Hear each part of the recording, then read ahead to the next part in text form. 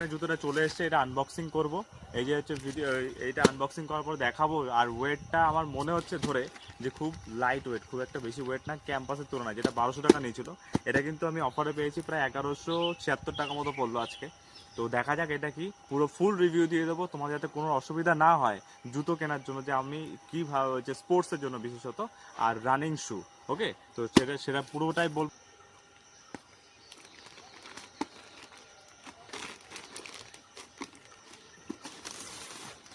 এই হলো এশিয়ানের জুতো, দেখি ক্যামেরাটা কাজ করে, তো লম্বা লম্বা দুটো কাজ তো কাজ লম্বা লম্বা। আরে thank you gift card, thank you. তো এই হলো শু।